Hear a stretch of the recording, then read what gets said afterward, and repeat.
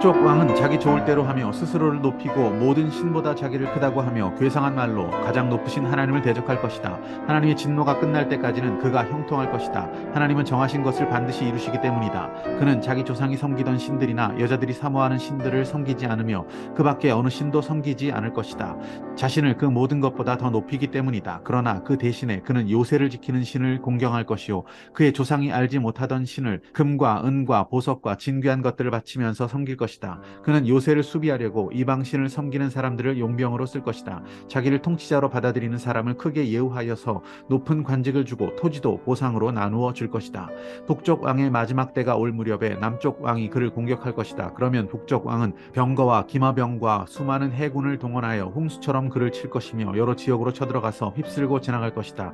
그 바람에 그는 영광스러운 땅 곧 약속의 땅까지 쳐들어와서 수많은 사람을 죽일 것이다. 그러나 에돔과 모압과 암몬 백성의 지도자들은 그의 손에서 피할 것이다. 그가 그의 손을 뻗어 이처럼 여러 나라를 치면 이집트도 피하지 못할 것이다. 그는 이집트의 금과 은이 있는 보물 창고와 모든 귀한 것을 탈취할 것이며 리비아와 에티오피아도 정복할 것이다. 그러나 그때 동쪽과 북쪽에서 들려온 소식이 그를 당황하게 할 것이다. 그러므로 그가 크게 노하여 많은 사람을 죽이고 멸망시킬 것이다. 그가 자기의 왕실 장막을 바다와 거룩하고 아름다운 산 사이에 세울 것이다. 그러나 그의 끝이 이를 것이니 그를 도와줄 사람이 없을 것이다. 그때 너의 백성을 지키는 위대한 천사장 미가엘이 나타날 것이다. 그리고 나라가 생긴 뒤로 그때까지 없던 어려운 때가 올 것이다. 그러나 그때 그 책에 기록된 너희 백성은 모두 피하게 될 것이다.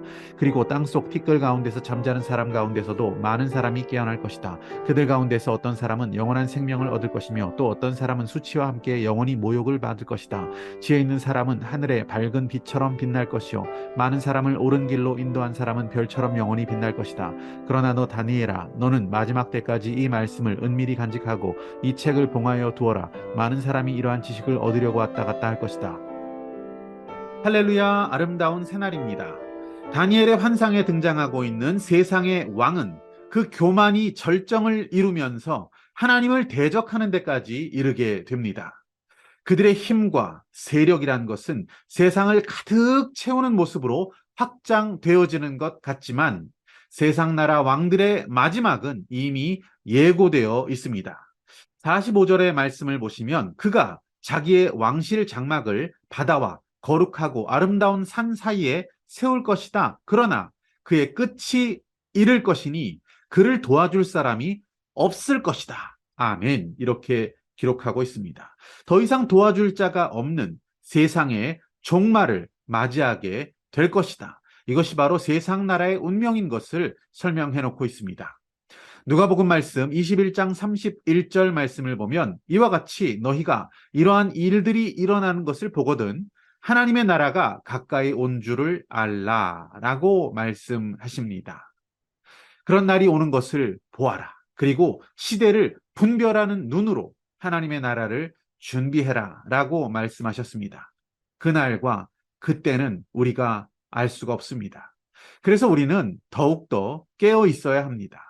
그때는 노아의 때와 같다라고 말씀하셨습니다. 사람들은 먹고 마시고 시집가고 장가가고 향락을 위해 살고 눈이 가려져서 우매해지고 세상을 즐기는 일에만 온 마음이 집중되어 있는 그때가 바로 마지막 때다.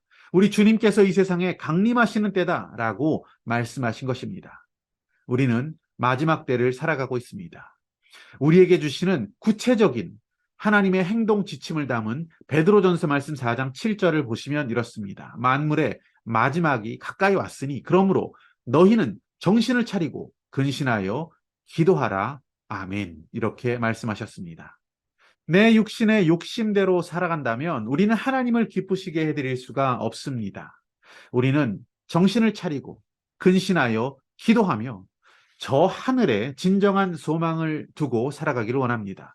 그렇게 사는 자가 오늘 12장 3절의 말씀처럼 지혜 있는 사람이 될 것이며 그는 하늘의 밝은 빛처럼 빛나게 될 것이다 라고 말씀하십니다. 또한 많은 사람들을 옳은 길로 인도하는 삶, 복음을 전하는 삶을 산다면 그는 별처럼 영원히 빛나는 복을 누리며 우리 주님께 칭찬받는 자가 될 것이라고 약속해 주십니다. 사도 바울은 이렇게 고백했습니다. 로마서 말씀 1장 16절을 보시면 내가 복음을 부끄러워하지 아니하노니 이 복음은 모든 믿는 자에게 구원을 주시는 하나님의 능력이 됨이라. 아멘. 오늘 붙드신 하나님 말씀입니다. 믿음의 결단은 무엇입니까?